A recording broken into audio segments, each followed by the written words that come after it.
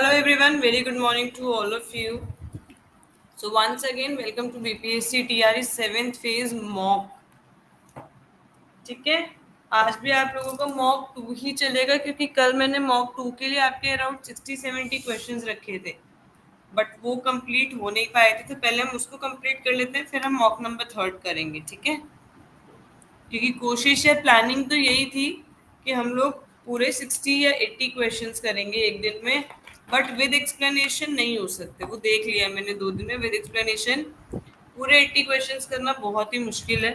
So let's see, एक दिन में हम इसको आज और कंप्लीट कर लेते हैं. ठीक है, चलिए. बाकी कल हमने जितने भी क्वेश्चंस किए थे, अगर घर पे आप लोगों ने रिवाइज किए हो तो किसी को कोई भी डाउट हो तो पूछ लीजिए, अदरवाइज हम आगे क्वेश्चंस को कंटिन्यू करेंगे. किसी को किसी भी तरीके का कोई भी डाउट तो नहीं है?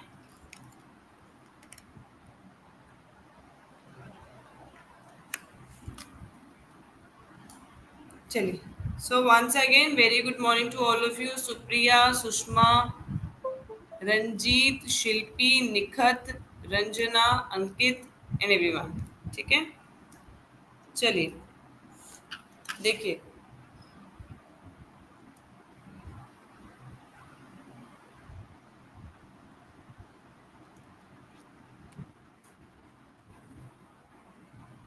तो कल हमने यहाँ तक क्वेश्चंस कर लिए थे कि हमारी बॉडी का टेम्परेचर डाउन करने के लिए हाई फीवर के अंदर क्या यूज होता है. हाई फीवर के अंदर हमारे एंटी पायरेटिक्स का यूज किया जाता है. किसका यूज किया जाता है? एंटी पायरेटिक्स का यूज किया जाता है. आज का अगला क्वेश्चन देखिए क्या कह रहे हैं हमसे.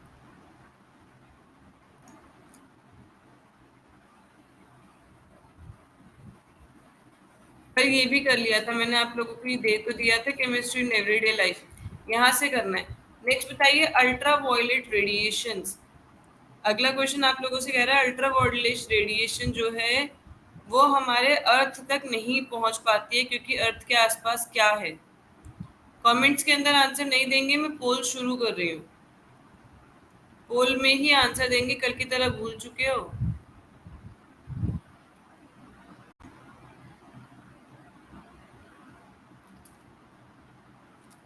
चलिए, वो हमसे कह रहा है कि सूर्य से निकलने वाली जितनी भी पैराबैंगनी किरणें होती हैं वो पृथ्वी की सतह तक नहीं पहुंच पाती हैं. वो पृथ्वी की सतह तक नहीं पहुंच पाती हैं, ऐसा क्यों होता है?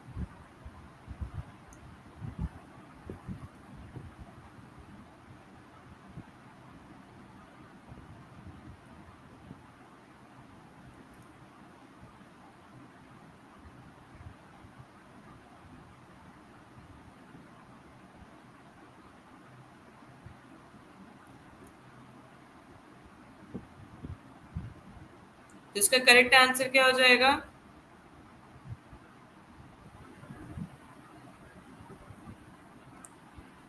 तो देखते हैं कितने बच्चों ने इसका सही जवाब दिया. मेजॉरिटी ने इसका सही जवाब दिया. ये मैं आप लोगों को पहले भी बता चुकी हूँ.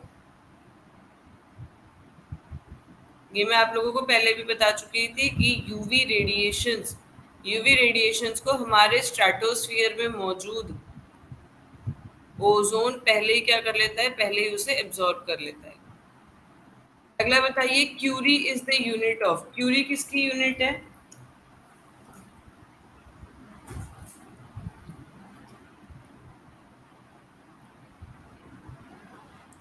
अगला क्वेश्चन आपसे पूछ रहा है कि बताइए Curie is the unit of.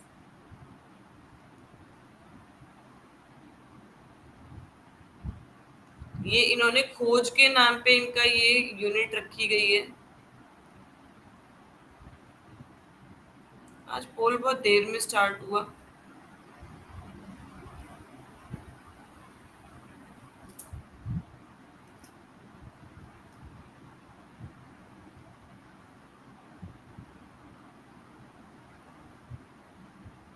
चलिए, तो करेक्ट आंसर क्या हो जाएगा इसका? क्यूरी किसकी यूनिट है? Curie is the unit of radioactivity. क्योंकि रेडियो एक्टिविटी की खोज किसने की थी? रेडियो एक्टिविटी की खोज मैडम क्यूरी और पेयरी ने की थी. किसने की थी? मैडम क्यूरी और पेयरी. ठीक है, अगला बताइए. Which of the following is used in oven. इनमें से अवन के अंदर कौन सी रेडिएशंस का इस्तेमाल किया जाता है? X rays, UV rays, microwave या फिर रेडियो वेव्स? जल्दी से बताइए इसका करेक्ट आंसर क्या होगा।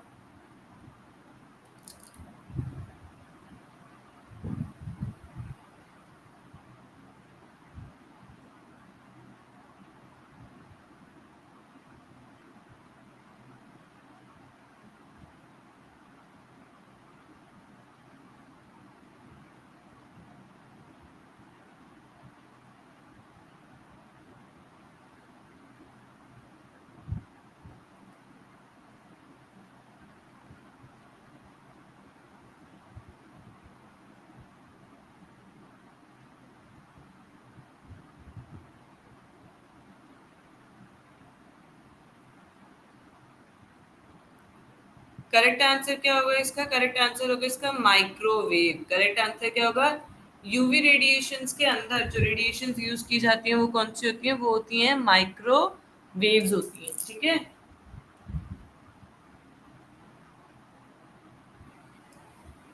रेस चैप्टर रेडिएशंस आप लोगों ने किया है अभी तक? रेडिएशंस फिजिक्स के अंदर कर ली है? यस और नो?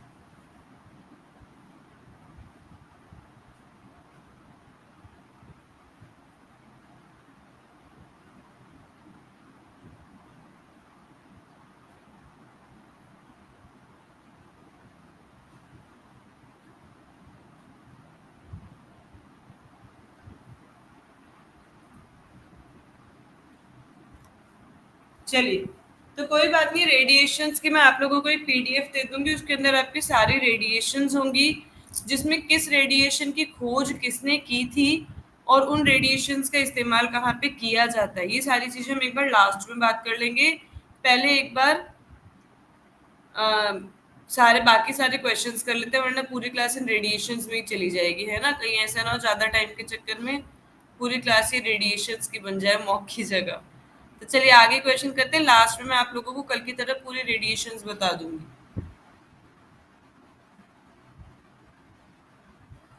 अगला बताइए, कह रहा है when heated from 0 to 100 degree Celsius volume of a given mass of water will.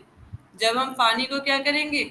जब हम पानी को 0 डिग्री से 100 डिग्री सेल्सियस पे गर्म करेंगे, उसको कहा जा रहा है जब वो गर्म किया जाएगा तो बताइए उसके मास पे क्या असर पड़ेगा। ऑप्शन नंबर ए, उसका मास धीरे धीरे इंक्रीज होगा, या ऑप्शन नंबर बी, उसका मास धीरे धीरे डिक्रीज होगा, या वो कह रहा है पहले इंक्रीज होगा उसके बाद डिक्रीज होगा, या पहले डिक्रीज होगा उसके बाद इंक्रीज होगा। जल्दी से बताइए इसका करेक्ट आंसर क्या होगा।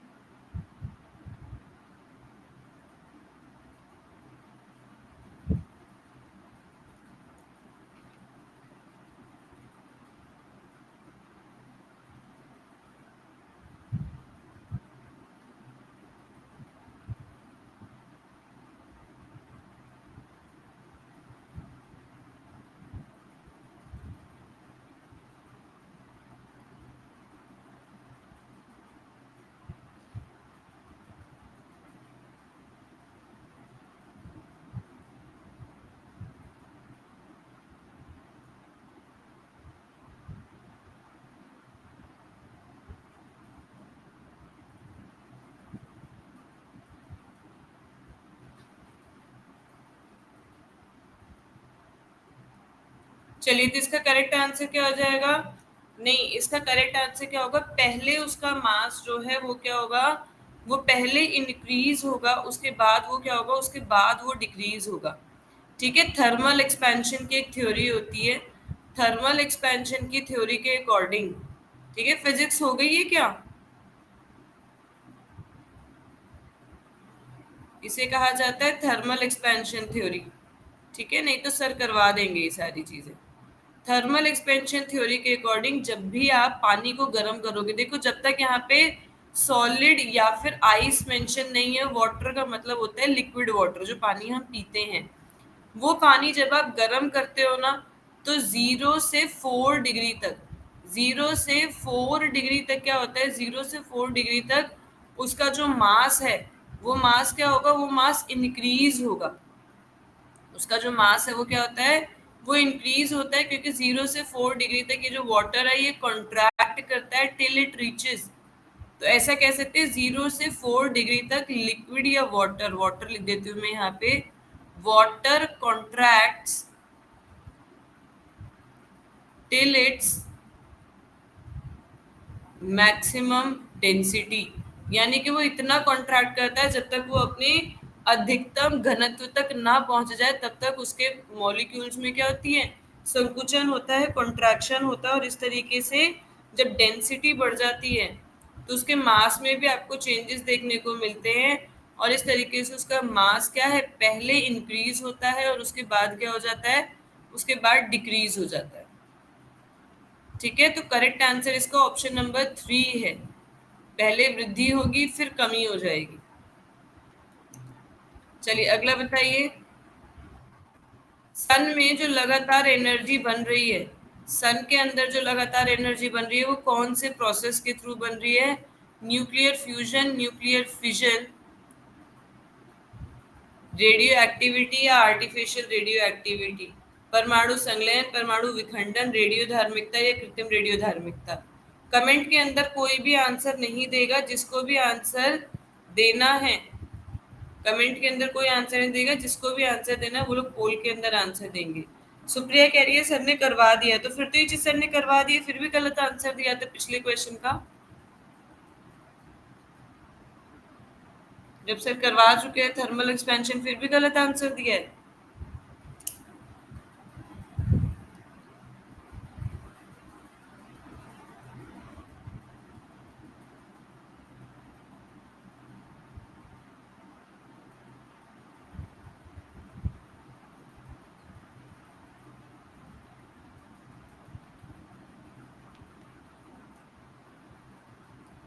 चलिए देखिए जल्दी से,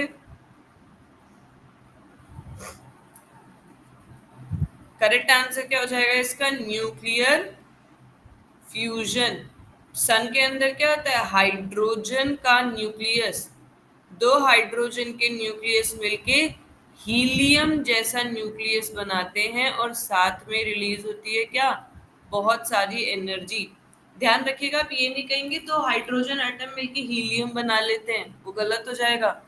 दो हीलियम के न्यूक्लियस मिलके, दो हाइड्रोजन के न्यूक्लियस मिलके हीलियम जैसा न्यूक्लियस बनाते हैं और साथ में रिलीज होती है क्या, बहुत सारी ऊर्जा। उसी को कहा जाता है परमाणु या फिर नाभिकीय संलयन, नाभिकीय संलयन। अगला बताइए, the electronics what comes under tank circuit. क्या आप लोगों के उसमें ये हुआ है क्या आप लोगों के इसमें, जल्दी से बताओ। इलेक्ट्रिसिटी एंड मैग्नेटिज्म कर चुके हो, फिर मैं एक क्वेश्चन करवाऊंगा और तुम्हें एक्सप्लेन करने में समझ में भी आएगा।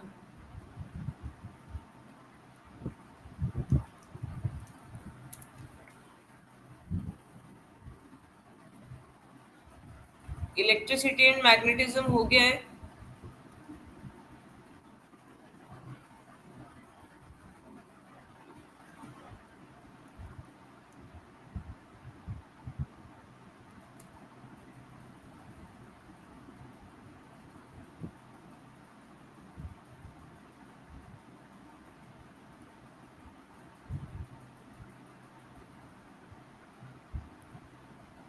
चलो एक बार मैं पोल में इसका आंसर पूछ लेती हूँ, देखते हैं उसके बाद आप लोग क्या आंसर देते हो।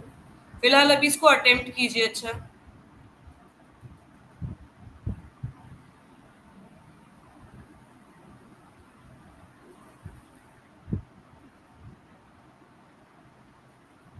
फिलहाल आप इसको एक बार पहले अटेम्प्ट कीजिए।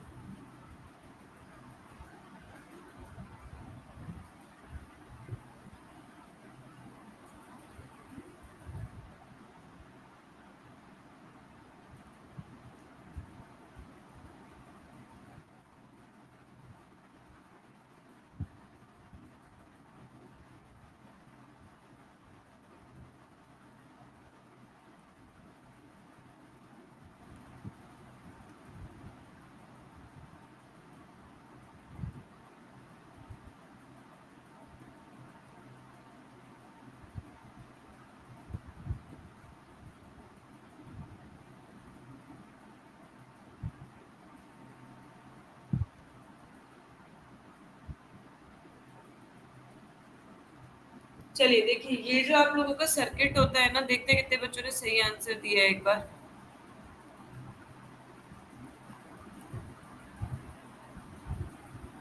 आधा आधा आंसर आया है, इसका मतलब आधी क्लास को फिर भी अंदाजा है। बस आप लोग कंफ्यूज थे वन में और थ्री में, है ना? बस कंफ्यूजन वन और थ्री में थी। तो देखो ये क्या होता है, जो आपका ये टैंक सर्किट होता है ना, इसे एलसी सर्किट भी बोला जाता है। टैंक सर्किट को और क्या बोला जाता है? इसे एलसी सर्किट भी बोला जाता है। एलसी सर्किट, एलसी सर्किट क्यों बोला जाता है? क्योंकि ये वो सर्किट होता है जिसमें आपका ये जुड़ा हुआ होता है। एल का मतलब क्या हो गया? आपका इंडक्टेंस, और सी का इन्होंने उल्टा कर दिया था। सी का मतलब क्या है? कैपेसिटेंस। जिसमें ये दोनों आप लोगों के जुड़े हुए होते हैं, जिसमें ये दोनों ही चीजें आप लोगों की जुड़ी हुई होती हैं, उसे क्या बोला जाता है? उसे बोला जाता है एलसी सर्किट, या फिर ट्यून्ड सर्किट भी बोलते हैं इसे, TUNED, ट्यून्ड सर्किट। और या फिर एलसी सर्किट बोलते हैं, या एक आप लोगों ने टैंक सर्किट देखा ही है ना? ये इलेक्ट्रिक रेजोनेंट सर्किट होता है। क्या बोला जाता है इसे? ये एक इलेक्ट्रिक रेजोनेंट सर्किट है। तो अगर कोई पूछेगा कि व्हाट इज टैंक सर्किट, तो आप कहिएगा tank circuit is an electric resonant circuit, जिसके अंदर आप लोगों का एल यानी कि इंडक्टेंस और सी यानी कि कैपेसिटेंस भी अटैच्ड होता है, जिसकी वजह से इसको एलसी सर्किट भी कहा जाता है, या फिर इसको ट्यून्ड सर्किट भी कहते हैं, या फिर इसको ट्यून्ड सर्किट भी कहा जाता है।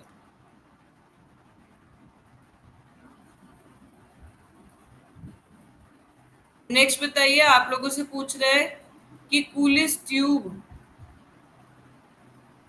आप लोगों से पूछ रहा है कूलिस ट्यूब के अंदर से कौन सी रेडिएशंस निकलती हैं? Radio waves, microwaves? मैं पोल स्टार्ट कर रही हूँ, आप लोग पहले आंसर दीजिए।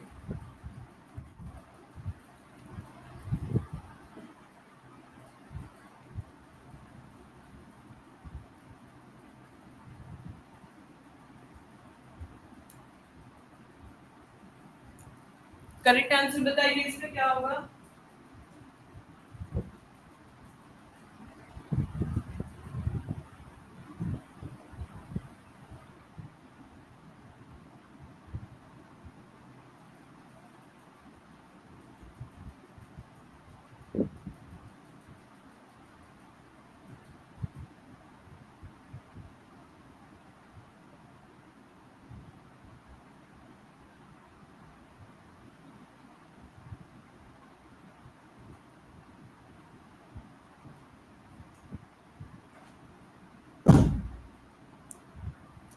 तो कूलिस ट्यूब्स क्या होती हैं? कूलिस ट्यूब्स वो ट्यूब्स होती हैं जिनके अंदर से क्या निकलती हैं? एक्स रेज निकलती हैं, एक्स रेडिएशंस।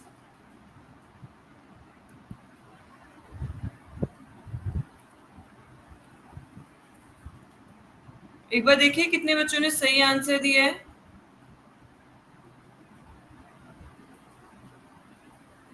रेडियो वेव्स कह रहे हो, गड़बड़ की है। वेव्स नहीं पढ़ी है क्या?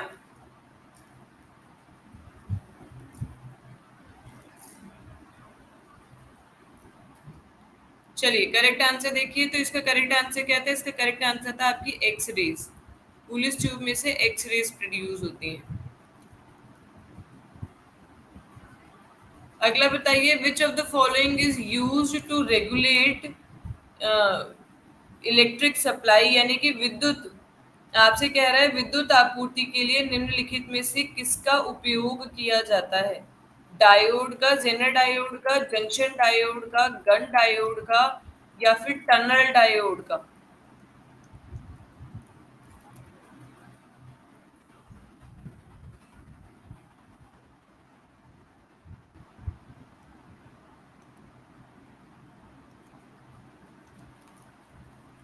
बताइए इसका करेक्ट आंसर क्या होगा? Zener diode, junction diode, Gunn diode, या टनल डायोड?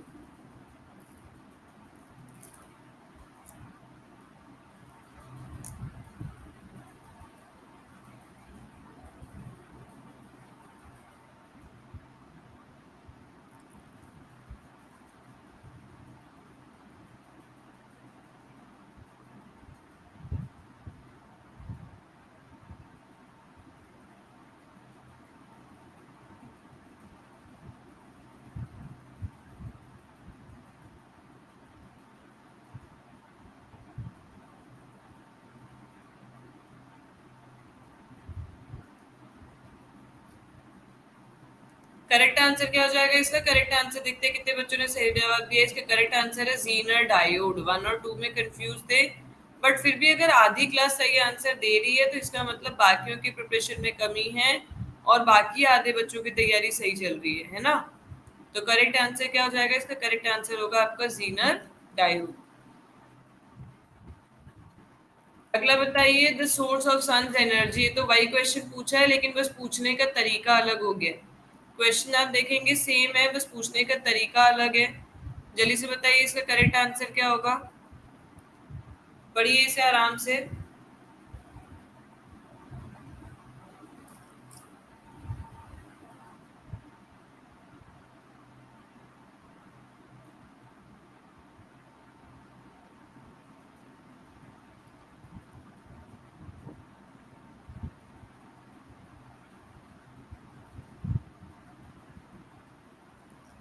चलिए, तो करेक्ट आंसर क्या हो जाएगा इसका?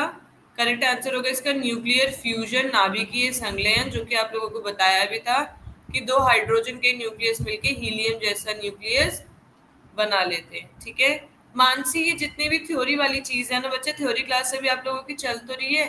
एक बार सर से पूछो, वरना यहाँ मॉक रह जाएंगे और ये बैच मॉक का है ना। पहली प्रेफरेंस मॉक है। देखो ऊपर मैनेजमेंट से भी मुझे मॉक करानी ज्यादा जरूरी है ना? तो थ्योरी वाला पार्ट, क्योंकि डायोड पूरी कंप्लीट थ्योरी है, टाइम टेकिंग है, टाइम कंज्यूमिंग है। जहां नोट्स शेयर करने की बात आती है वहां तक मैं कर दूंगी, बट मेन चीज यहाँ पे आपका क्या है? मॉक है, तो हमें मॉक कंप्लीट करनी है। नेक्स्ट बताइए, reflex actions are controlled by. Reflex action को कौन कंट्रोल करता है?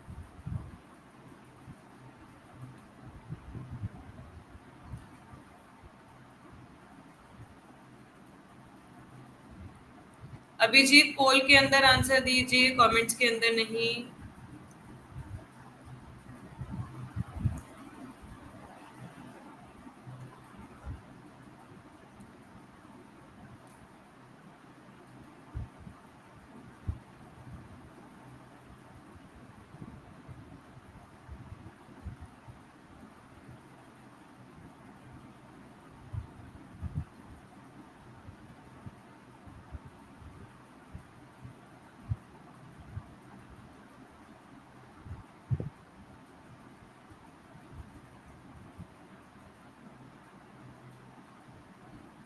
चलिए, तो इसका करेक्ट आंसर क्या होगा? रिफ्लेक्स एक्शन आप लोगों को कल भी बताया था मैंने।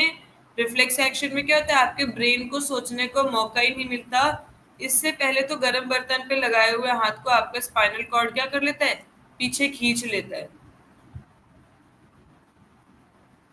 ये हमने कर लिया शायद। फ्लोलर पार्ट जो पॉलन रेंज को रिसीव करता है।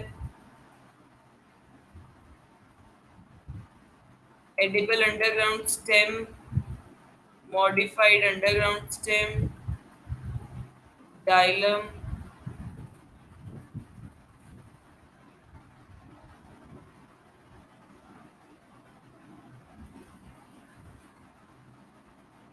हम्म चलिए, यहाँ से शुरू करेंगे। शायद जॉइंट्स वाला आप लोगों का नहीं हुआ था। वो पूछ रहा है इनमें से कौन से जॉइंट में आपके जो साइनोवियल जॉइंट होते हैं ना, 3 तरीके के जॉइंट्स होते हैं, तो वो पूछ रहे हैं कि साइनोवियल जॉइंट में जो हिंज जॉइंट होता है ये किसके अंदर होता है? आपके हिप्स में, एल्बो यानी कि कोहनी के अंदर।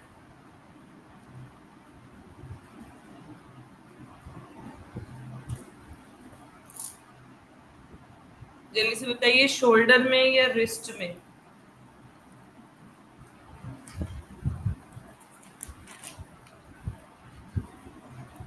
ये तो शायद मैंने ही आप लोगों को करवाया था।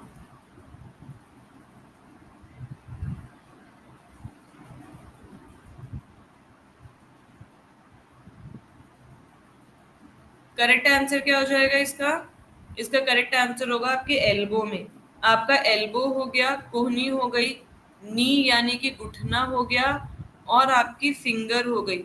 इन सब के अंदर कौन सा जॉइंट पाया जाता है? इन सब के अंदर आपका हिंज जॉइंट होता है। ठीक है। हिप्स की अगर बात करोगे तो आपके हिप्स में और शोल्डर में कौन सा पाया जाता है? हिप्स एंड शोल्डर में पाया जाता है बॉल एंड सॉकेट नाम का जॉइंट। हिप्स एंड शोल्डर में, हिप में और कंधे में कौन सा होता है? Ball and socket. Ball and socket. ठीक है, शोल्डर में भी यही हो जाएगा, बॉल एंड सॉकेट। रिस्ट में यानी कि आपकी कलाई के अंदर होता है ग्लाइडिंग जॉइंट। कौन सा होता है? Gliding joint. ठीक है, आपके थंब में यानी कि हाथ का जो अंगूठा है, अंगूठे में होता है सैडल जॉइंट। अंगूठे में कौन सा होता है? अंगूठे में होता है सैडल जॉइंट। और आपके हेड एंड नेक के बीच में, गर्दन जो आप घुमाते हो ना, गर्दन जो आप घुमा लेते हैं दाएं से बाएं, वहां पे होता है आपका पिवट जॉइंट। Pivot joint. ठीक है, क्लियर है यहाँ तक?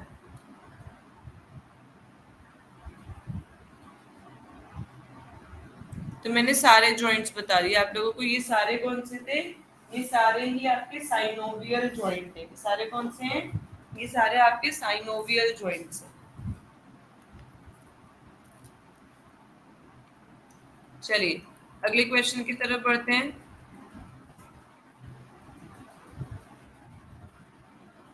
अगला पूछ रहा है बाइल जूस आपका कहाँ पे स्टोर होता है? गॉल ब्लैडर के अंदर, डिओडिनम के अंदर, लिवर के अंदर या स्प्लीन के अंदर?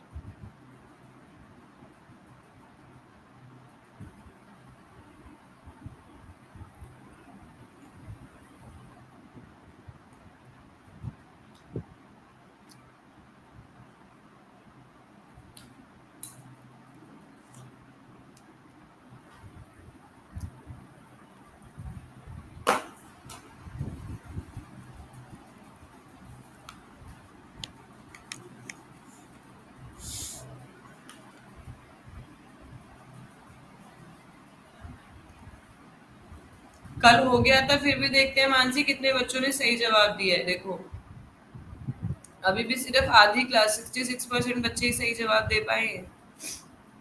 और इसका करेक्ट आंसर क्या होगा? गॉल ब्लैडर के अंदर, पित्ताशय के अंदर। ये भी हमने कर लिया था, मेल मॉस्किटो वाला भी कर लिया था, पीनियल ग्लैंड भी हो गया था।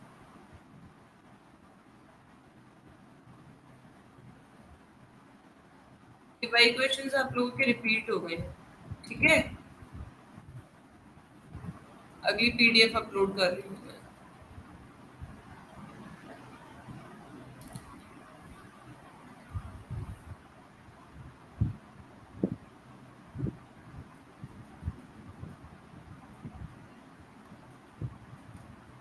नेक्स्ट पीडीएफ करेंगे, तो हमारी कल वाली पीडीएफ तो कंप्लीट हो गई है। आज की करते हैं day 3।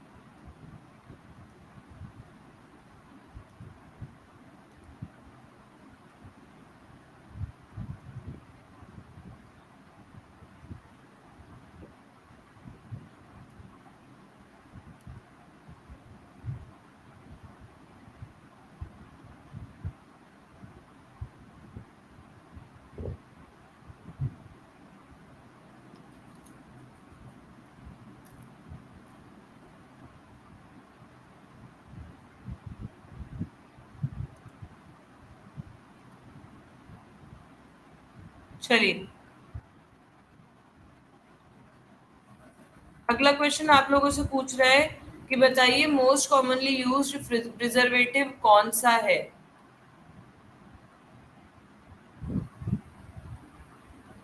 Sodium carbonate, tartaric acid, acetic acid या sodium salt of benzoic acid?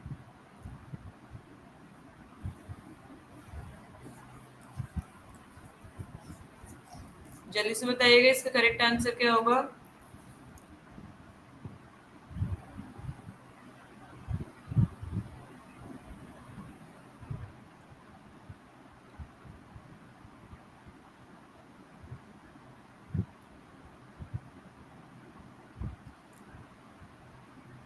पोल में प्रॉब्लम है, क्या पोल में प्रॉब्लम आ रही है?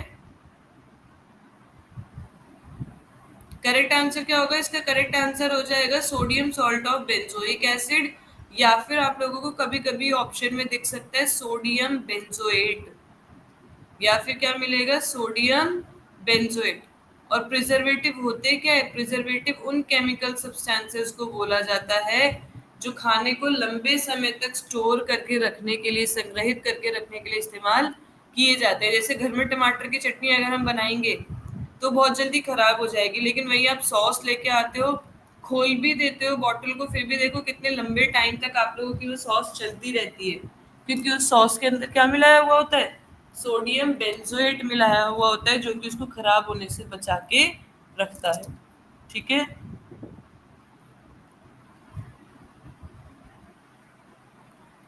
अगला देखिए। कैटलिस्ट क्या होते हैं? आपसे कहा जा रहा है कैटलिस्ट किन्हें कहा जाता है? जो आपकी प्रतिक्रिया को, रासायनिक क्रिया के दर को बढ़ा देते हैं, जो उनके दर को कम कर देते हैं, या जिनसे रासायनिक प्रतिक्रिया की दर पे कोई फर्क नहीं पड़ता, या इनमें से कोई भी नहीं।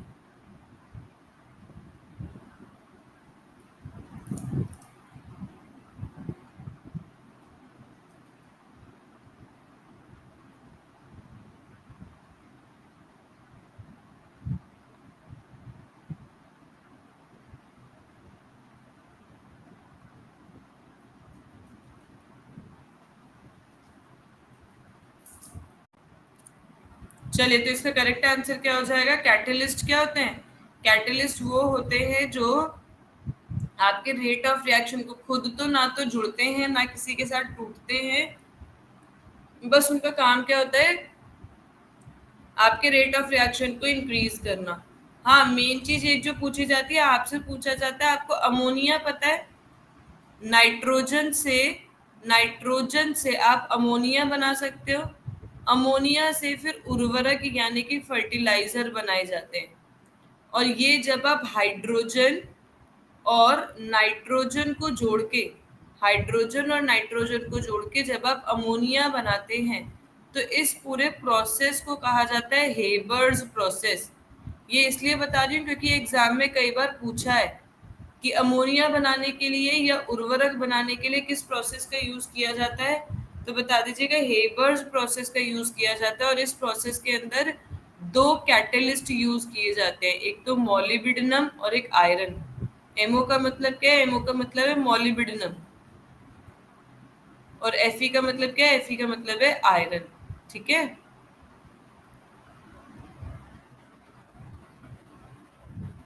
अगला ये हम लोग कल की क्लास में कर चुके थे कि मोस्ट टॉक्सिक गैस आपकी कार्बन मोनोऑक्साइड है।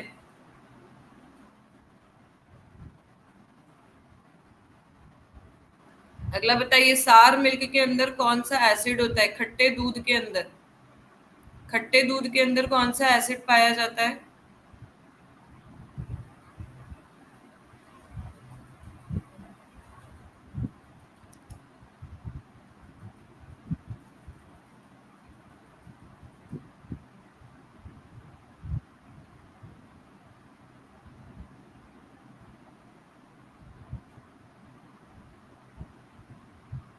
खट्टे दूध के अंदर कौन सा एसिड पाया जाता है?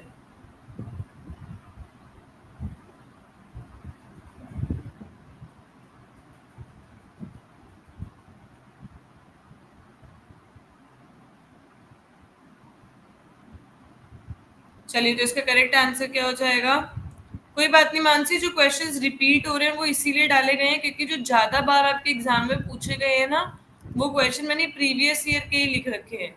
तो जो जितनी बार पूछे गए हैं वो बार बार रिपीट हो रहे हैं, तो आप लोगों को ये भी पता लग जाएगा कि कौन से क्वेश्चन बार बार रिपीट होते हैं। एसिटिक एसिड आपका पाया जाता है किसके अंदर? विनेगर यानी कि सिरका के अंदर। टार्ट्रिक एसिड होता है आपकी इमली के अंदर, कच्चे आम में। ये भी याद रखिएगा, कच्चा आम बहुत पूछा जाता है, आजकल सीजन भी आम का ही चल रहा है ना? कच्चे आम के अंदर भी यही है। सिट्रिक एसिड आपका पाया जाता है किसके अंदर? नींबू के अंदर और संतरे में।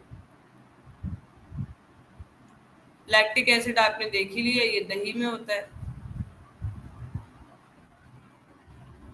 अगला बताइए, लेड स्टोरेज बैटरी के अंदर जो चार्ज करने वाली बैटरीज होती हैं, उन बैटरीज के अंदर आपका कौन सा एसिड पाया जाता है?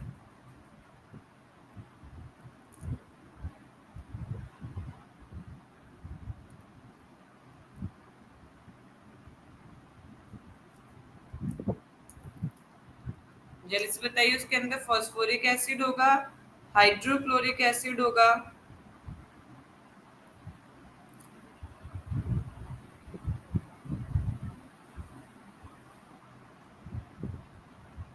चलिए, करेक्ट आंसर क्या होगा इसका? करेक्ट आंसर होगा सल्फ्यूरिक एसिड। ठीक है, बाकी हाइड्रोक्लोरिक एसिड आपको कल भी बताया था और ये भी बताया था एक्वारेजिया होता क्या है। ये दोनों एसिड आपके एक्वारेजिया में पाए जाते हैं 3:1 के रेशियो में। अगला बताइए, जो फिटकरी होती है, फिटकरी के पास प्रॉपर्टी होती है कि ये खून अगर कहीं पे बह रहा हो और अगर आप वहां पे फिटकरी लगा देते हैं तो वहां से खून बहना बंद हो जाता है, किस प्रॉपर्टी की वजह से? सॉल्वेशन की वजह से, इमल्शन की वजह से, डायलिसिस की वजह से, या कोएगुलेशन की वजह से? पहले इसे दाढ़ी बनाने के बाद खूब यूज किया जाता था क्योंकि इसके पास एंटीसेप्टिक प्रॉपर्टी भी होती है। अगर कहीं पे कट लग जाए तो ये खून बहने से भी रोक देता है और एंटीसेप्टिक का भी काम करता है, यानी कि वहां पे इन्फेक्शन भी नहीं होने देता।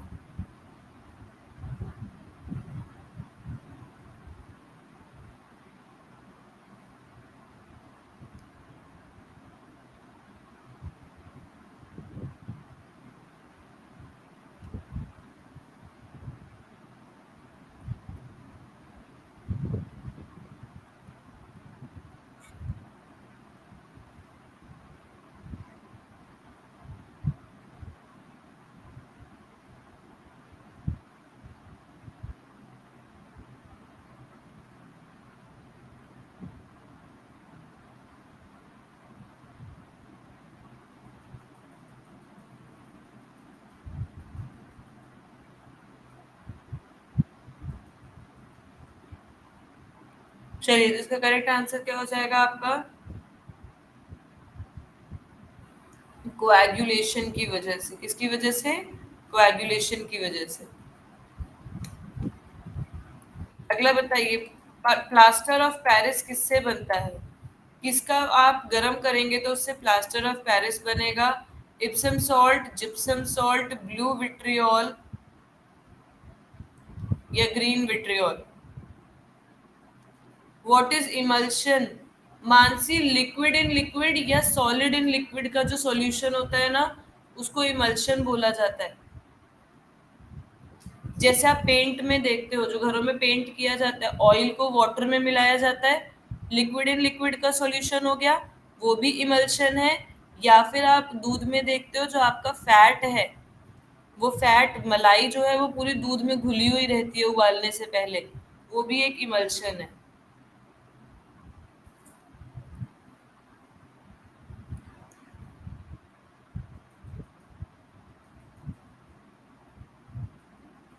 करेक्ट आंसर क्या होगा? जिप्सम। CaSO4.2H2O। जब इसी को आप गर्म करते हैं, जब इसी को आप गर्म कर देते हैं तो हीट करते, ये हीट का सिंबल होता है, इसको गर्म करते ये कन्वर्ट हो जाता है CaSO4.12H2O में। और ये फॉर्मूला होता है पीओपी का, और ये वाला फॉर्मूला है आपका किसका? जिप्सम का। आगे बताइए, अगला पूछ रहे हैं, वाटर और अल्कोहल को अलग करना है, वाटर और अल्कोहल को अलग करना है, किस प्रोसेस का यूज करेंगे?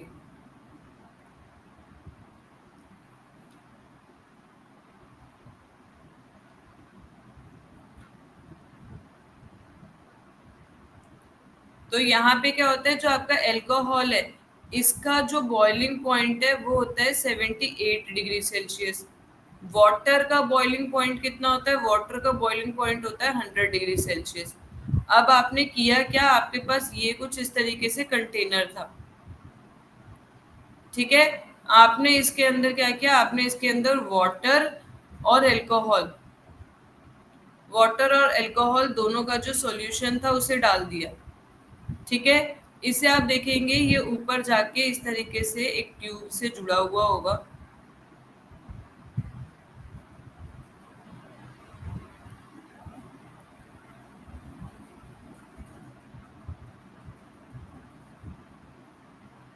यहाँ पे होता है कंडेंसेशन, यानी कि यहाँ पे बिल्कुल ठंडा पानी होगा, यहाँ पे फ्रीजिंग चिल्ड पानी होगा।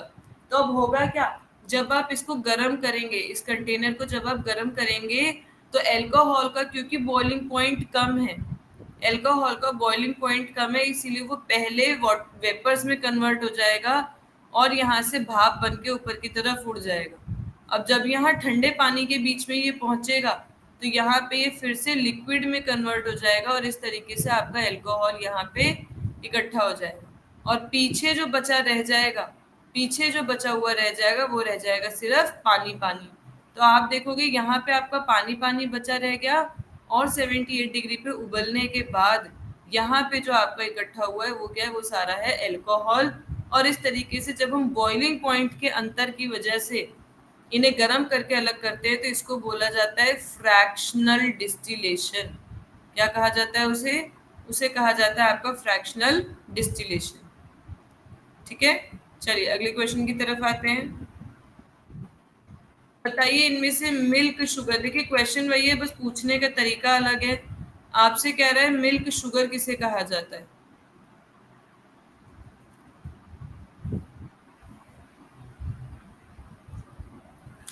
मिल्क शुगर किसे कहते हैं।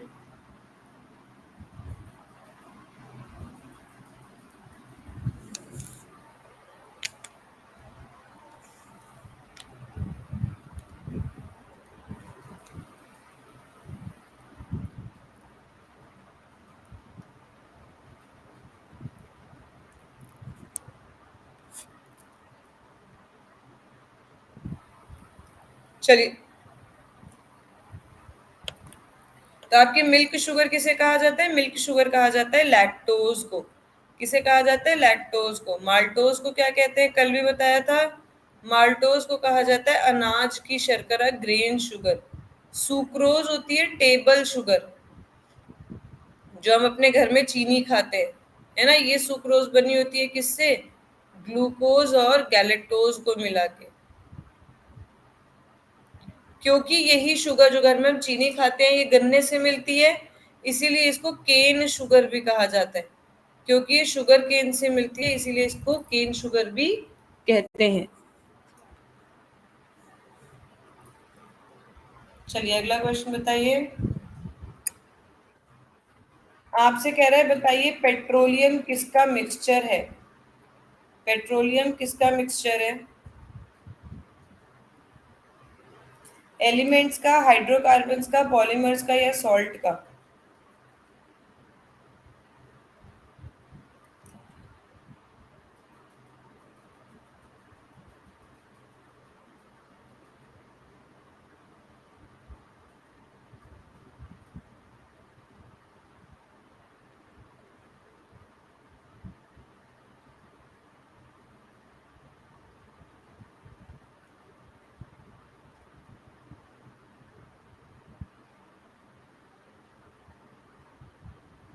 करेक्ट आंसर क्या हो जाएगा, पेट्रोलियम क्या होते हैं, हाइड्रोकार्बन होते हैं।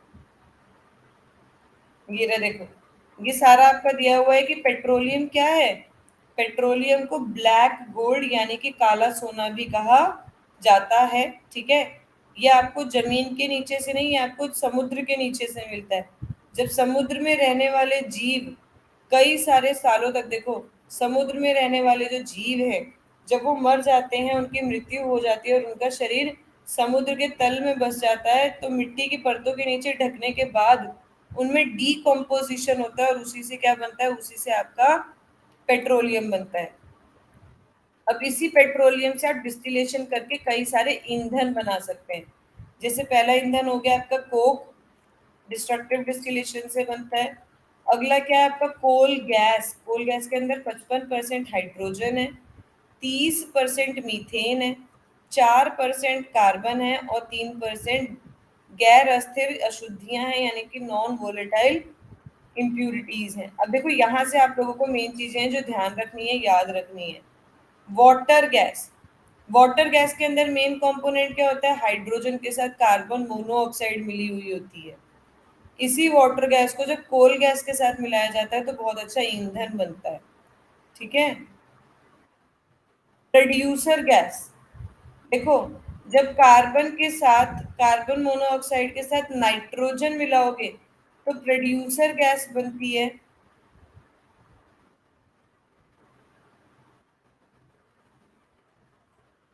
क्या बनती है तब? Producer gas. इसे कांच बनाने में इस्तेमाल किया जाता है। तो प्रोड्यूसर गैस क्या होती है? जब नाइट्रोजन और कार्बन डाइऑक्साइड को मिला के जो बनती है उसी को क्या कहा जाता है? उसे कहा जाता है प्रोड्यूसर गैस।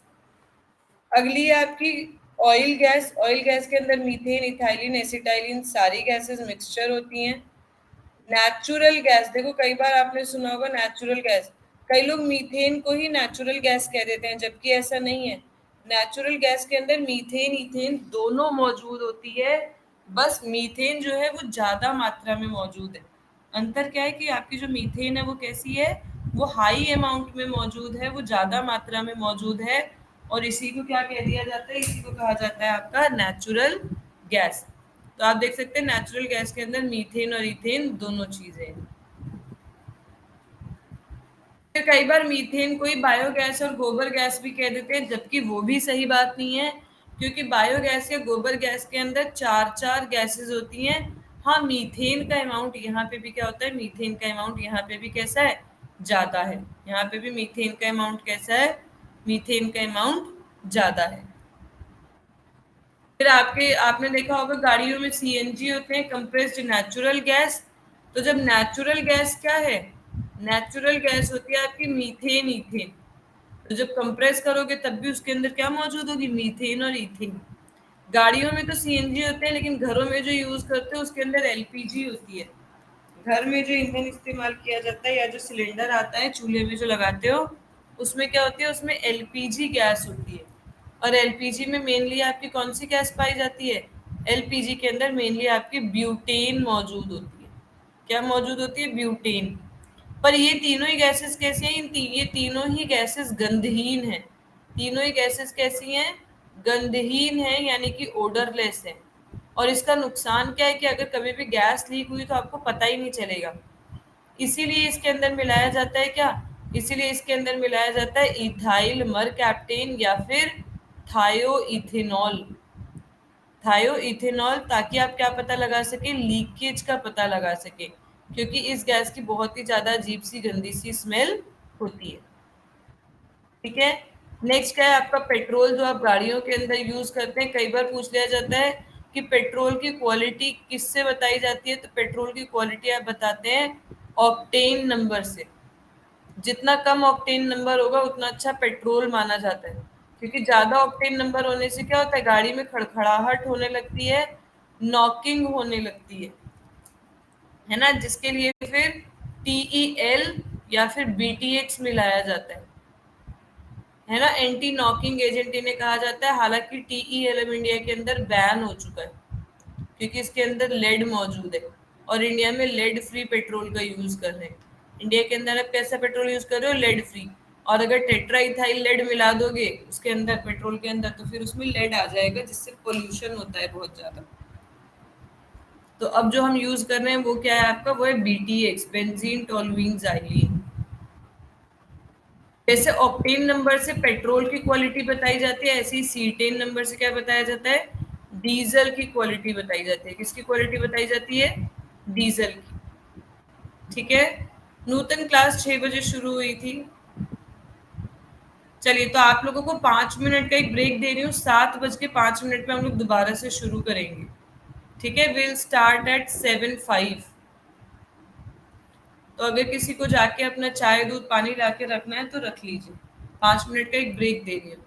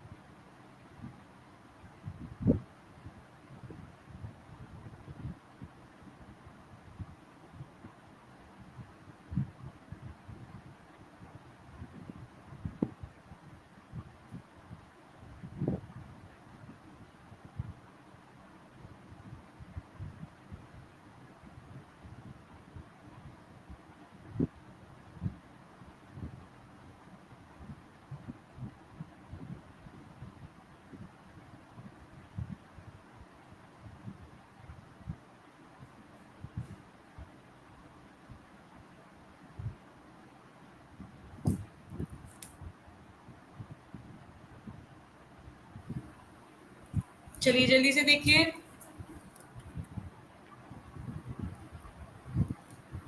नेक्स्ट क्वेश्चन क्या है, आपसे कह रहा है इनवर्टिब्रेट्स, एक्सक्यूज मी, आपसे कह रहा है इनवर्टिब्रेट्स जो है उनके अंदर क्या नहीं होता है। तो इनवर्टिब्रेट्स वो होते हैं जिनके अंदर कुरोशिकी होती है, यानी कि आपका मेरुदंड पाया जाता है, और वो मेरुदंड बनने से पहले का जो फॉर्म होता है उसी को नोटोकॉर्ड पाया जाता है, और इनवर्टिब्रेट्स के अंदर यही नोटोकॉर्ड नहीं होता है।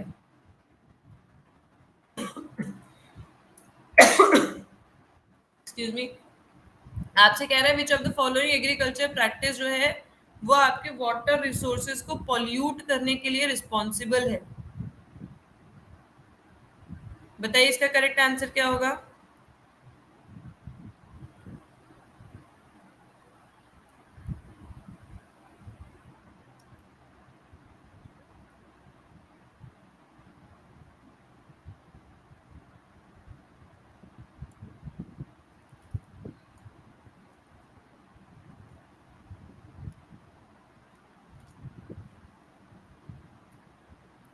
चलिए तो देखो, लाइव स्टॉक मेन्योर ये तो खाद है, खाद से कभी भी पोल्यूशन होगा नहीं।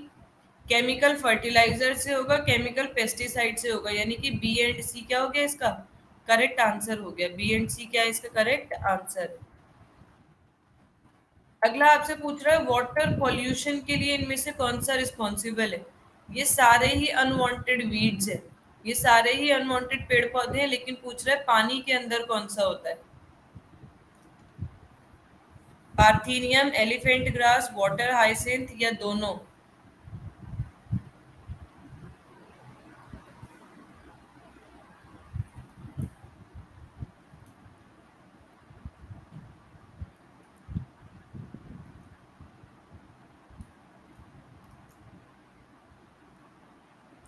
तो इसका करेक्ट आंसर क्या हो जाएगा। इसका करेक्ट आंसर होगा आपका वाटर हाइसिंथ। आपने देखा होगा हमारी गंगा मैया के ऊपर भी मोटे मोटे से हरे हरे रंग के पत्ते से तैरते रहते हैं, बहुत ज्यादा अमाउंट में होते हैं। देखो आपको दिखा देती हूँ एक बार।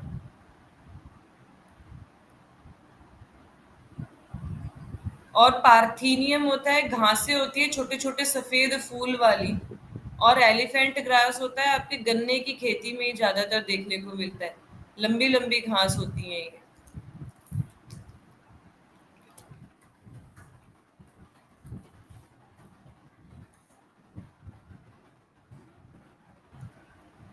देखो वाटर हाइसिंथ दिखा रही हूँ।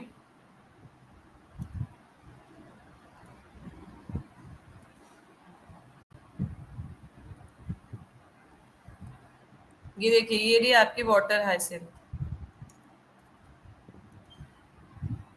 ये है। पानी के ऊपर आपको ये काफी ज्यादा तैरता हुआ दिखाई देगा, गंगा पानी गंगा वाटर के ऊपर ये बहुत दिखता है। ये देखिए, वेजिटेटिव रिप्रोडक्शन के थ्रू, वेजिटेटिव रिप्रोडक्शन से ये रिप्रोड्यूस करता है, इसीलिए इसको पानी में से निकालना भी मुश्किल है, क्योंकि एक भी टुकड़ा अगर पानी के अंदर बचा रह जाता है तो देख रहे हो कितनी भारी मात्रा में ग्रो करते हैं। पार्थीनियम ग्रास दिखा देती हूँ। पार्थीनियम आपने देखी होगी, छोटे छोटे व्हाइट फूल वाली घास होती है। ये रही आपकी पार्थीनियम, देखा है, सड़क के किनारे भी देखने को मिल जाती है, ये पार्थीनियम ग्रास है। और एक होती है आपकी एलिफेंट ग्रास, वो आप लोगों के गन्ने के खेत में ज्यादा मिलती है।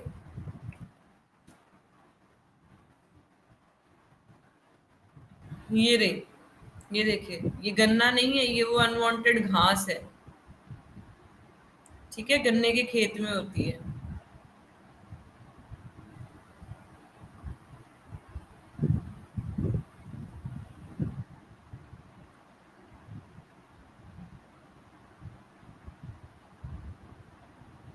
चलिए अगले क्वेश्चन की तरफ बढ़ते हैं।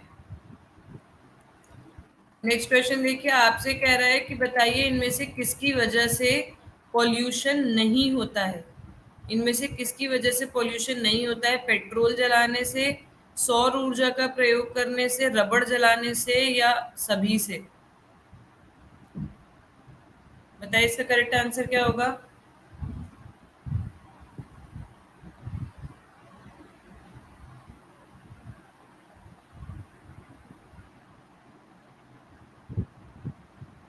सुशील पोल में आंसर दीजिए, कमेंट के अंदर नहीं। सुशील जी पोल इसीलिए पोल यूज किया जा रहा है। नूतन आप भी कम पोल में आंसर दीजिए। देखो इसका करेक्ट आंसर क्या होगा, ये तो काफी इजी क्वेश्चन था। देखते हैं इसमें बच्चों ने क्या जवाब दिया है। 100% बच्चों ने सही जवाब दिया है यहाँ पे। और इसका करेक्ट आंसर क्या हो जाएगा, इसका करेक्ट आंसर होगा सोलर एनर्जी।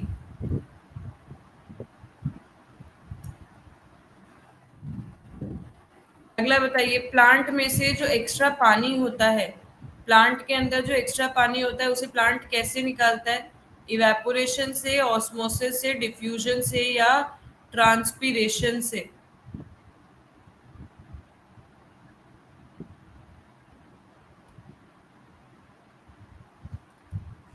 जल्दी से बताइए इसका करेक्ट आंसर क्या होगा।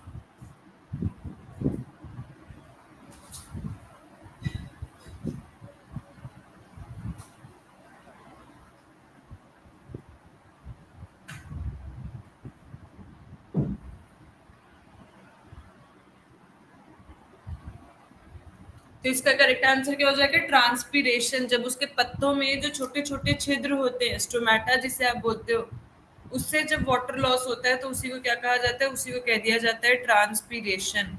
उसे क्या कहा जाता है, उसे कहा जाता है ट्रांसपीरेशन। अगला बताइए, वो वर्टिब्रेट्स जो रेंगते हैं, रेंगने वाले जानवरों को क्या कहा जाता है? मैमल्स, एम्फीबियंस, मोलस्क या रेप्टाइल्स?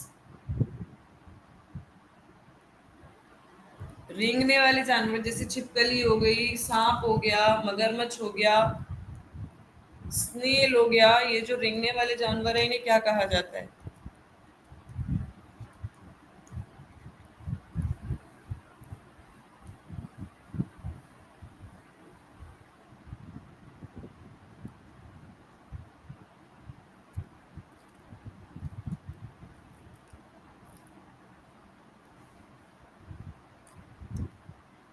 तो इन्हें क्या कहा जाता है, इन्हें कहा जाता है रेप्टाइल्स। रेप्टाइल्स कौन से होते हैं, सरीसृप। देखो नाम से ही पता चल रहा है, सांप की तरह जो रेंगते हैं। मैमल्स कौन से होते हैं, जिनके पास मेमोरी ग्लैंड्स होते हैं, जो बच्चे पैदा करते हैं और उन्हें दूध पिलाते हैं। एम्फीबियंस वो होते हैं जो लैंड और वाटर दोनों पे रह सकते हैं, है ना। अगला बताइए, आपसे कह रहा है which of the following enzyme help in coagulation of. अच्छा, क्वेश्चन गलत है। अगला बताइए, फ्लावरलेस प्लांट्स को, जिनके अंदर फ्लावर्स नहीं होते, उन्हें क्या कहा जाता है?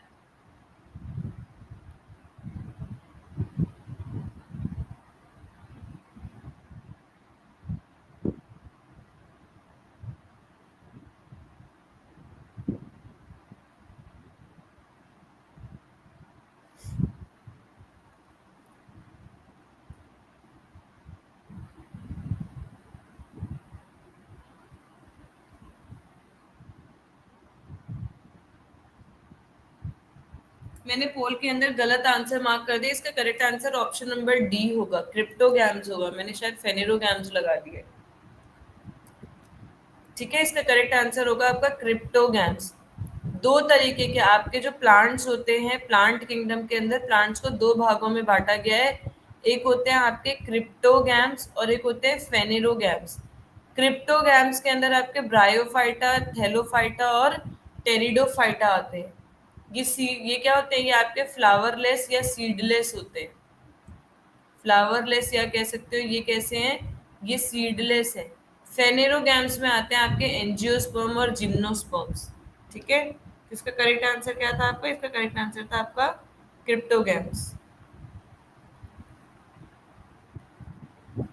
ये रे देखो, क्रिप्टोगैम्स के अंदर आते हैं आपके थैलोफाइटा, ब्रायोफाइटा, टेरिडोफाइटा। फेनेरोगैम्स के अंदर आते हैं जिम्नोस्पर्म और एंजियोस्पर्म्स।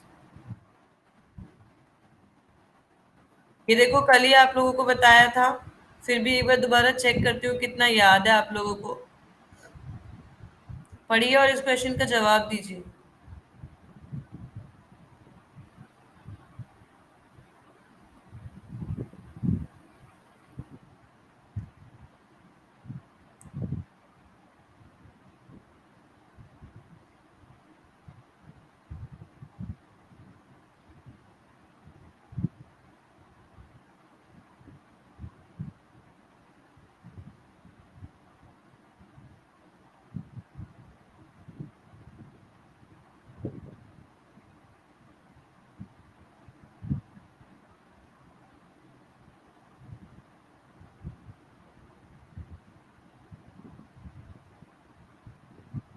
चलिए देखिए, तो इसका करेक्ट आंसर क्या होगा आप लोगों को।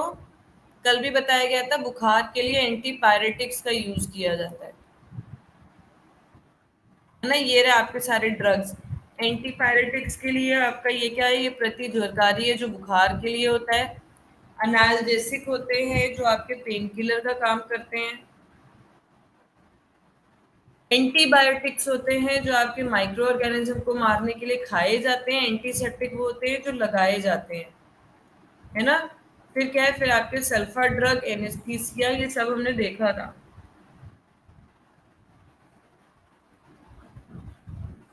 अगला बताइए, एनवायरमेंटल पॉल्यूशन कम करना है, कैसे करोगे। एनवायरमेंटल पॉल्यूशन को कम करना है, कैसे करेंगे।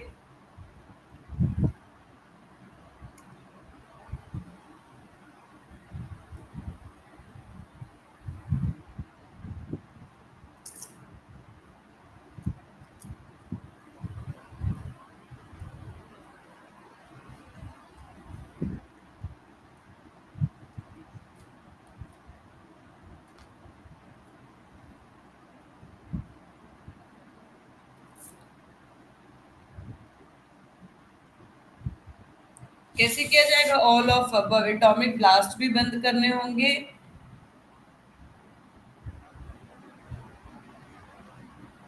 अच्छा नहीं, इसका correct answer option number B होगा।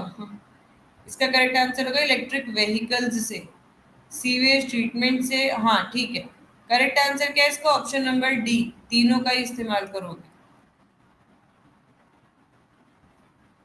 अगला बताइए, डायबिटीज वाले जो पेशेंट होते हैं जिन्हें मधुमेह होता है, वो बार बार पानी पीते रहते हैं क्योंकि उन्हें अपने अंदर से एक्स्ट्रा क्या रिमूव करना होता है, वो बार बार उन्हें टॉयलेट भी आता रहता है। डायबिटीज वाले पेशेंट्स को बहुत फ्रीक्वेंटली टॉयलेट आता रहता है, क्यों आता है, क्या प्रोड्यूस करते हैं वो।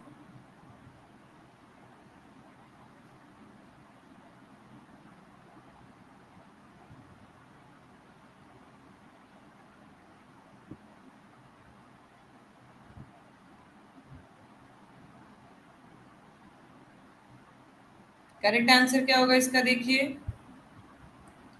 काफी हद तक बच्चों ने इसका सही आंसर बता भी दिया है, और इसका करेक्ट आंसर क्या होगा, ग्लूकोज। क्या होगा, ग्लूकोज। क्योंकि डायबिटीज वाले पेशेंट्स में क्या होता है, उनके अंदर इंसुलिन हार्मोन की कमी हो जाती है, और इंसुलिन हार्मोन करता क्या है, ग्लूकोज को ग्लाइकोजेन में बदलता है। तो जब आपकी बॉडी में इंसुलिन ही नहीं होगा, तो वो ग्लाइकोजन में नहीं बदलेगा, और आपकी बॉडी में बहुत सारा क्या इकट्ठा हो जाएगा, ग्लूकोज इकट्ठा हो जाता है।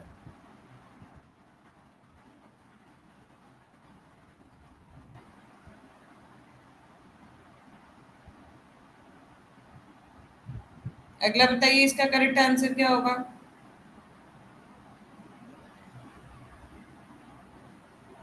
आराम से पढ़ लीजिए बड़े बड़े ऑप्शंस और फिर आंसर दीजिएगा।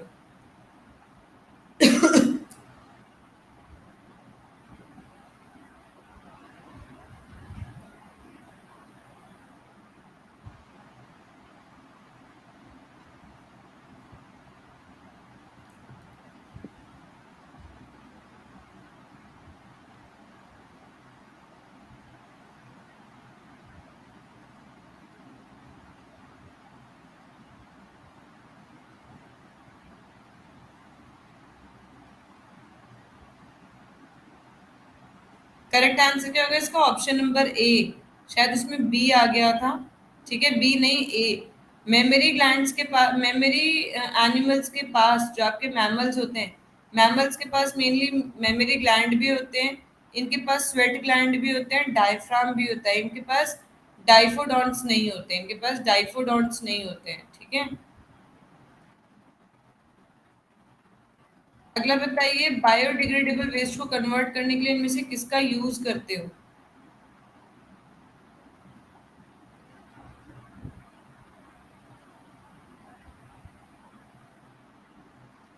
तो ऑप्शंस तो आप स्क्रीन पे से पढ़ लिया करो ना विक्रम, बस ABCD वहां पे आपको प्रेस करना होता है।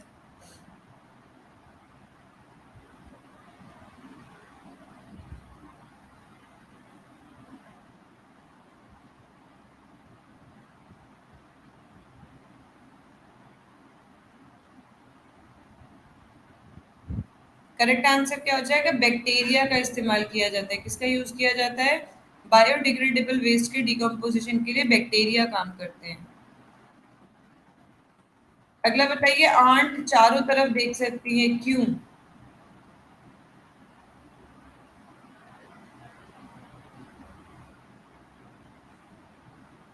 आंट के पास, चींटियों के पास कैसी आंखें होती हैं? हमारे पास सिंपल आईज होती हैं, ह्यूमन बींग्स के पास सिंपल आईज है। सिंपल आंखें वो आंखें होती है जो एक बार में किसी भी चीज की पूरी इमेज बना ले। जैसे अगर मुझे टेबल दिखाई दे रहा है तो पूरा का पूरा टेबल एक बार में उसकी इमेज बन जाएगी। लेकिन कंपाउंड आइज वो होती है जो टुकड़ों टुकड़ों में पहले इमेज बनाती हैं, फिर ब्रेन तक उसे भेजती है, फिर ब्रेन उन टुकड़ों को जोड़ देता है। ठीक है, तो करेक्ट आंसर क्या होगा? यहाँ पे चींटियों के पास क्या है? कंपाउंड आइज है। अगला बताइए, इनमें से पॉल्यूशन इंडिकेटर कौन है?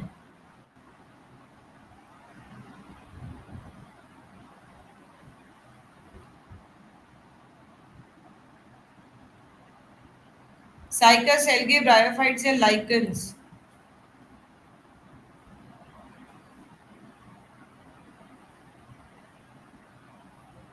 पॉल्यूशन इंडिकेटर पूछ रहे हैं।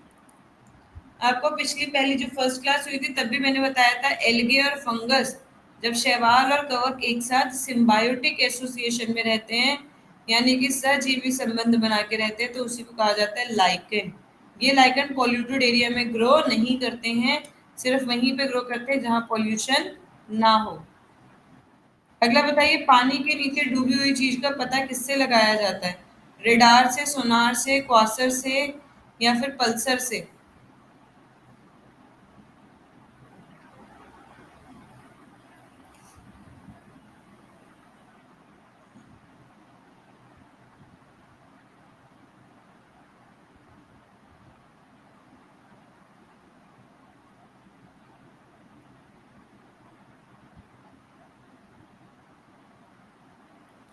Very good. इसका करेक्ट आंसर क्या हो जाएगा? इसका करेक्ट आंसर होगा आपका सोनार। सोनार की फुल फॉर्म क्या होती है? सोनार की फुल फॉर्म होती है sound navigation and ranging technique. Sound navigation and ranging technique.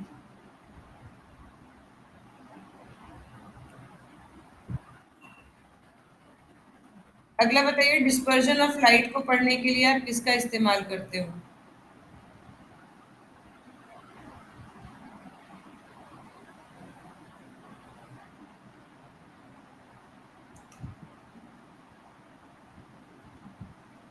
सभी लोग पोल के अनुसार आंसर देंगे, कमेंट के अंदर कोई भी आंसर नहीं देगा। कमेंट्स में कोई भी आंसर नहीं देगा। वो कह रहा है डिस्पर्जन ऑफ लाइट के लिए आप कौन से इंस्ट्रूमेंट का, किस यंत्र का प्रयोग करते हैं? माइक्रोस्कोप का, टेलीस्कोप का, स्पेक्ट्रोमीटर का या फोटोमीटर का? करेक्ट आंसर क्या हो जाएगा इसका? स्पेक्ट्रोमीटर। अगला बताइए, फाउंटेन पेन जिसे इंक पेन भी कहते हो आप लोग, इंक पेन जो है वो कौन से प्रिंसिपल पे काम करता है? इंक पेन जो होते हैं जिसमें इंक भरी जाती है दवात से निकाल के।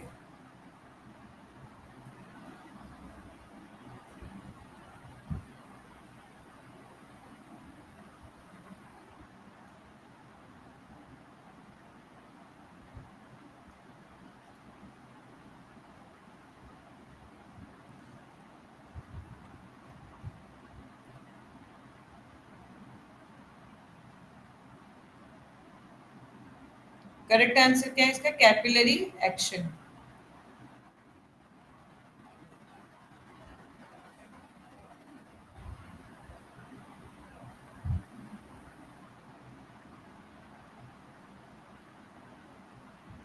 अगला आप लोगों से पूछ रहा है कि बताइए, पिक्नोमीटर किस लिए इस्तेमाल किया जाता है? डेंसिटी को मेजर करने के लिए, या सोलर रेडिएशंस की इंटेंसिटी को बताने के लिए, अर्थक्वेक के लिए, सिस्मोग्राफ जो बनते हैं रिचर्ड स्केल पे उसके लिए, या फिर आप लोगों का टेम्परेचर बताने के लिए।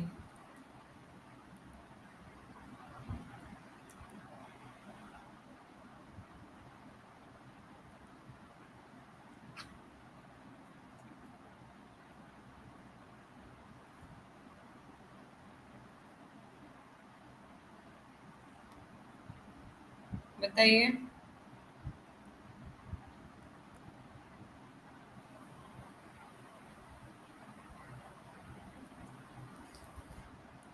करेक्ट आंसर क्या होगा? पिग्नोमीटर का इस्तेमाल किया जाता है किसके लिए? डेंसिटी मेजर करने के लिए, डेंसिटी के लिए। अर्थक्वेक के लिए तो आप सिस्मोग्राफ का यूज करते हो, रिचर्ड स्केल पे इसकी इंटेंसिटी बताई जाती है। ऑप्टिक फाइबर्स किस प्रिंसिपल पे काम करते हैं?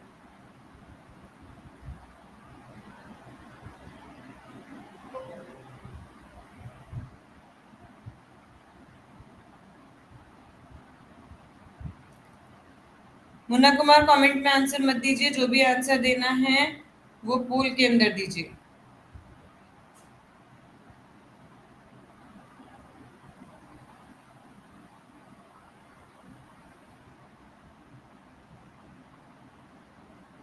चलिए देखिए, तो आपके ऑप्टिकल फाइबर जो कि टेलीफोन की तारों में भी होते हैं, उनके अंदर क्या होता है? टोटल इंटरनल रिफ्लेक्शन, पूर्ण आंतरिक परावर्तन, पूर्ण आंतरिक परावर्तन होता है।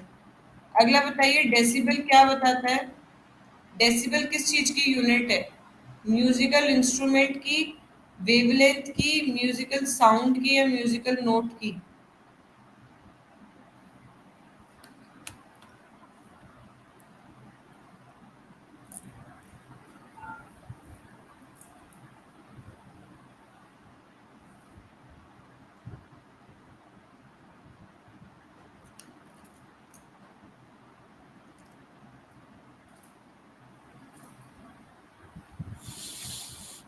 करेक्ट आंसर क्या होगा? Decibel is the unit of sound, loudness बताता है ये। जैसे मान लो अगर आप चुपचाप खड़े हो, अगर आप साइलेंट खड़े हैं तो कितनी आवाज निकल रही होगी? 0 डेसिबल। डेसिबल को का सिंबल होता है डीबी। फिर जब आप नॉर्मल बातचीत करते हो, जब आप नॉर्मली बात करते हैं, तब हमारी आवाज निकलती है 60 डीबी। ठीक है। और जो आपका ट्रैफिक, आपका जो ये पोल्यूशन होता है, साउंड पोल्यूशन होता है, साउंड या नॉइस पोल्यूशन जो होता है, ये बोला जाता है कि अगर 80 डेसिबल से ऊपर की आवाज है तो वो नॉइस पोल्यूशन कहलाएगी। इसीलिए जो मंदिरों के ऊपर या मस्जिद के ऊपर जो लाउड स्पीकर बजते हैं, उनमें 105 से लेकर 120 तक के डेसिबल तक की आवाज होती है। इसीलिए कहा जाता है कि वो लाउड स्पीकर पॉल्यूशन कर रहे हैं, उन्हें बंद होना चाहिए। और अगर आप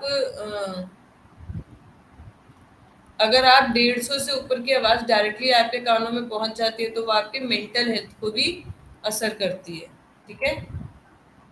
अगला बताइए, जो घरों में हम रिमोट इस्तेमाल करते हैं, उनके अंदर कौन सी रेज काम करती हैं? घर का जो रिमोट होता है।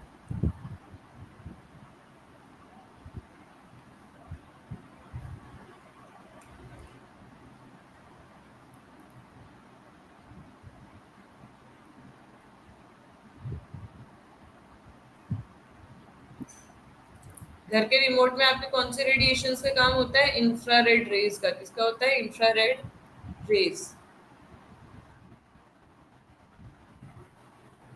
अगला बताइए, एटमॉस्फेयर जो मेनली गर्म हो रहा है वो किसकी वजह से हो रहा है?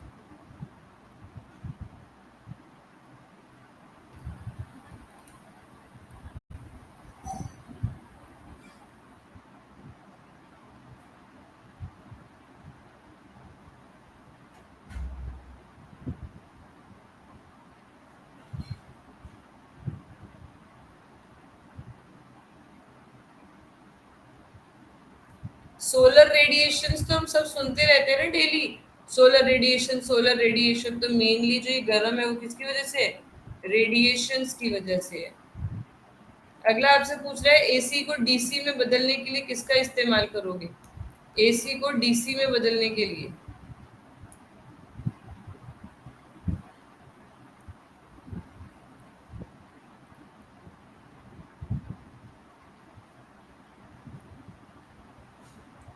ट्रांसफार्मर का, रेक्टिफायर का, इंडक्शन कॉइल का, या डायनमो का?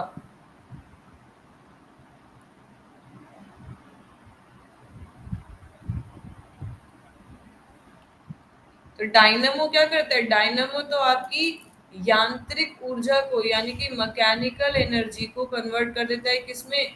यांत्रिक ऊर्जा को परिवर्तित करता है किसमें? इलेक्ट्रिकल एनर्जी में, विद्युत ऊर्जा में।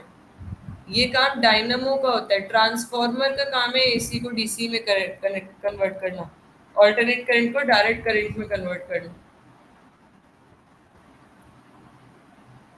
आपसे पूछ रहे हैं ऐसा कौन सा प्लांट सेल है जिसके अंदर न्यूक्लियाई नहीं होता है? DNA thread, plastids, true nucleus या वैक्यूल्स?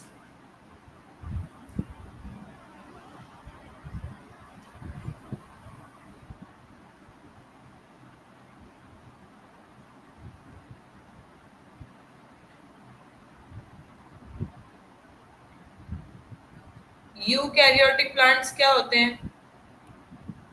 जल्दी से बताइए। Eukaryotic plants.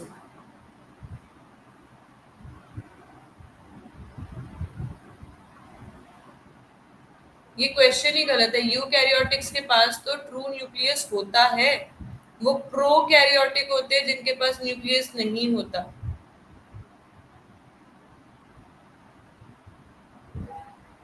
ठीक है, ये क्वेश्चन गलत है आप लोगों का। यहाँ प्रोकैरियोटिक्स होना चाहिए था।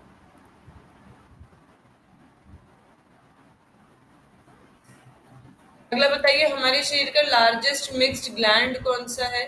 Which is the largest mixed gland of our body? मिश्रित ग्रंथि, जो अंतःस्रावी भी है, बाह्यस्रावी भी है, यानी कि एक्सोक्राइन भी है और एंडोक्राइन भी है। एक्सो और एंडोक्राइन दोनों है।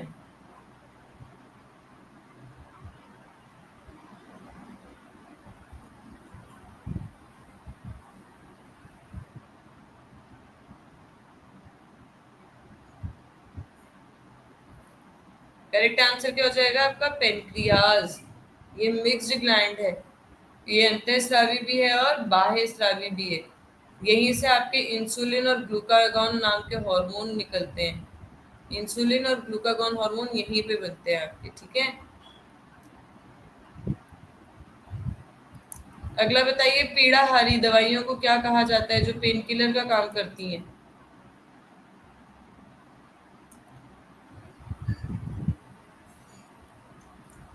पेन किलर का काम करने वाली दवाइयों को क्या कहा जाता है? एंटीबायोटिक, एनाल्जेसिक, एंटीपायरेटिक या डिसइंफेक्टेंट?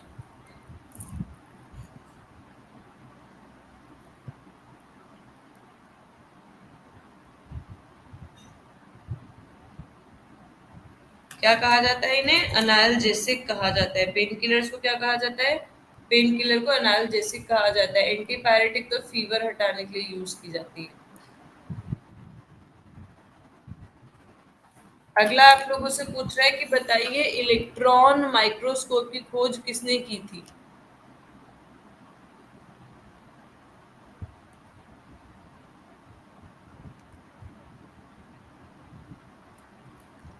जल्दी से बताइए। रॉबर्ट कॉच ने की थी, ल्यूवेन हुक ने की थी, या सीपी स्वानसन ने की थी? इलेक्ट्रॉन माइक्रोस्कोप, यहाँ पे तो उनका नाम ही नहीं है। इसमें तो मैं भी कंफ्यूज हूँ, मुझे चेक करना पड़ेगा। मुझे तो कुछ और ही नाम पता है। मैनफ्रेड वॉन एंड्रेनी भी इसी में कह रहे हैं।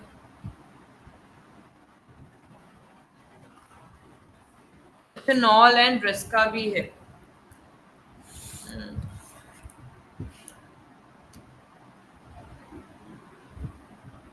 चलिए, तो इसका आंसर तो मुझे भी नहीं पता था। मेरे को जो नाम पता है वो कुछ और है। ठीक है, पर नेट पे वो नाम भी दिया और इनका नाम भी दिया हुआ है, नॉल एंड ब्रेस्का का। क्वेश्चन को पढ़िए और इसका आंसर दीजिए। अपने आप पढ़िए, क्योंकि ज्यादा मुश्किल क्वेश्चन नहीं है ये।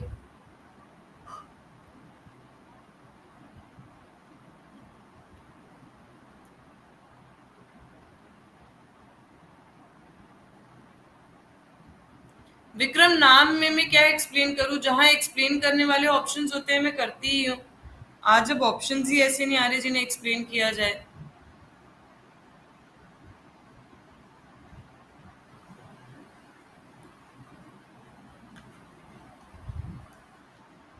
करेक्ट आंसर क्या होगा? डिफ्यूजन। जब हाई कॉन्सेंट्रेशन से अपने आप मूवमेंट हो किधर, लो कॉन्सेंट्रेशन की तरफ, तो उसे क्या कह दिया जाता है? उसे कहा जाता है डिफ्यूजन। सब्लिमेशन क्या होता है? जब सॉलिड से कोई भी चीज डायरेक्टली गैस में कन्वर्ट हो जाती है तो उसे सब्लिमेशन कहा जाता है, और अगर लिक्विड से गैस में कन्वर्ट होगी तो उसे वेपोराइजेशन कहा जाता है। और इवेपोरेशन कहा जाता है below boiling point. Boiling point से भी नीचे जब थोड़ा थोड़ा वाष्प बनता रहता है तो उसे इवेपोरेशन कहते हैं। और बॉइलिंग पॉइंट, उबलने के बाद अगर कोई चीज वाष्प में परिवर्तित हो रही है तो उसे वेपोराइजेशन कहा जाता है।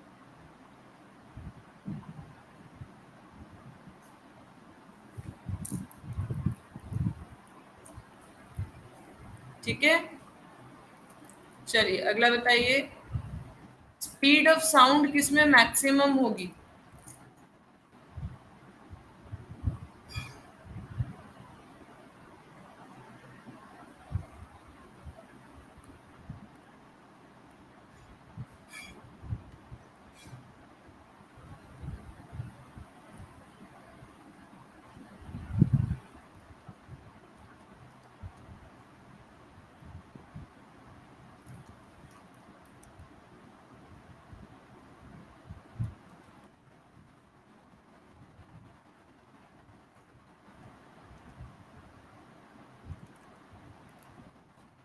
साउंड चैप्टर हो गया आप लोगों का? साउंड चैप्टर हो चुका है?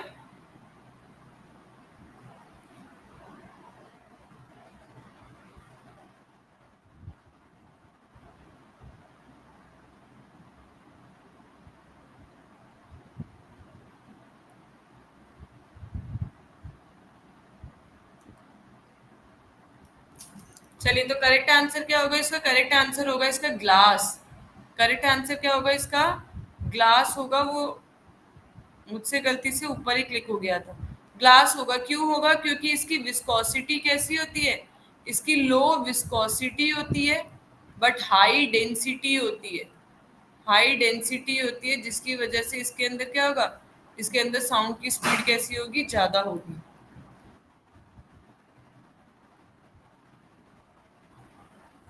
तो ये रहा।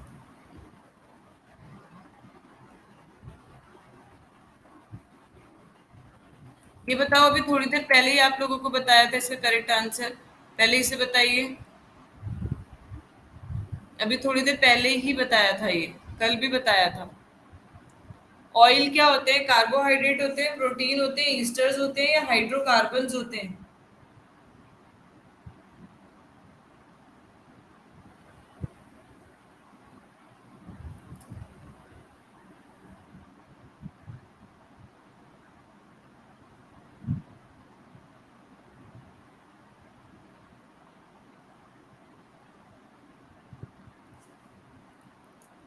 करेक्ट आंसर क्या होगा इसका? करेक्ट आंसर होगा, सभी ऑयल क्या होते हैं? अभी बताया था हाइड्रोकार्बन होते हैं, जब पेट्रोलियम के बारे में हम बात कर रहे थे। ठीक है, ये हमने कल कर लिया था ना।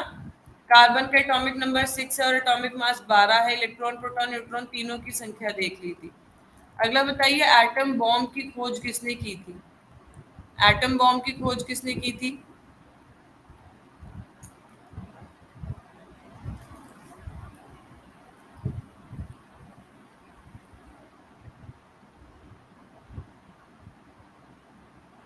करेक्ट आंसर क्या हो जाएगा? रॉबर्ट ओपेनहैमर ने की थी। ठीक है,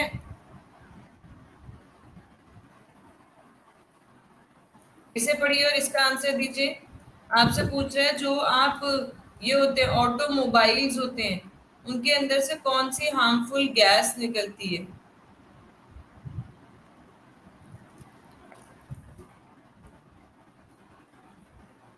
ऑटोमोबाइल्स के अंदर से, यानी कि वाहनों में से कौन सी एक प्रमुख हानिकारक गैस उत्सर्जित होती है जो वायु प्रदूषण भी करती है?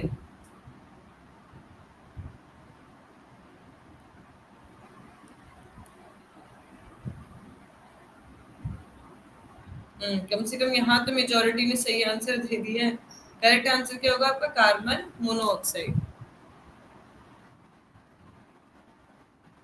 लेड स्टोरेज बैटरी हमने कल भी किया था, आज भी कर लिया। इसमें सल्फ्यूरिक एसिड होता है। मिल्क का टेस्ट खट्टा लैक्टिक एसिड की वजह से होता है, ये भी हमने कर लिया था। फ्लोरेसेंट ट्यूब भी क्वेश्चन कल हो गए थे आपके।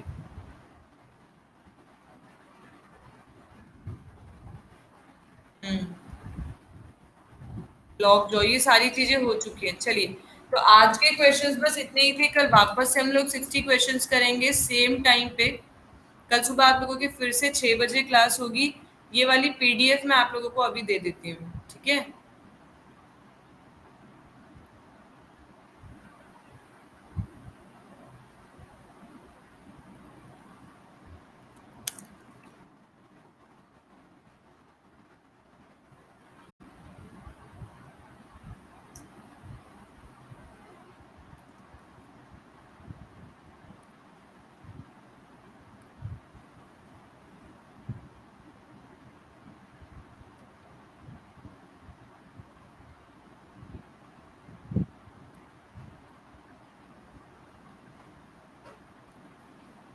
जल्दी से देखिए, पीडीएफ आ गई क्या आंसर्स वाली?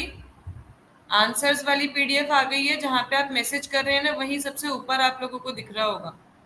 जहां पे आप लोग मैसेज कर रहे हैं वहीं आप लोगों को सबसे ऊपर दिखाई दे रहा होगा। मिल गया? मिल गई पीडीएफ? फिर मैं क्लास को एग्जिट करूं, जल्दी से डाउनलोड कर लीजिए।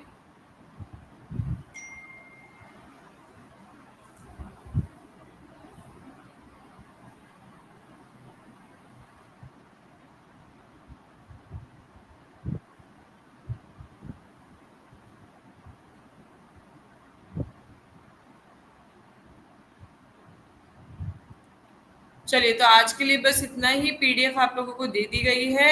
नेक्स्ट क्लास में मिलेंगे कल सुबह 6 बजे। Good luck everyone, take care, have a good day.